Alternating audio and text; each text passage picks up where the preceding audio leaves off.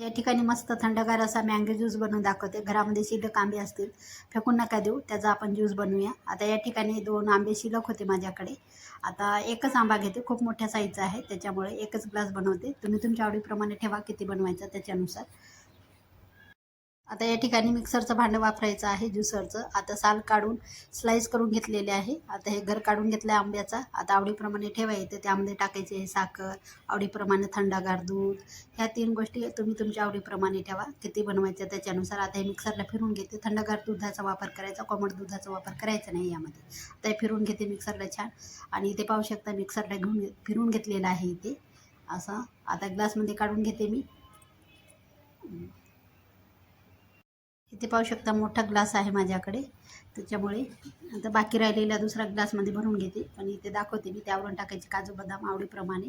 आणि मस्त थंडगार ज्यूस पियायला घ्या. आंबे फेकून नका. लाईक करा.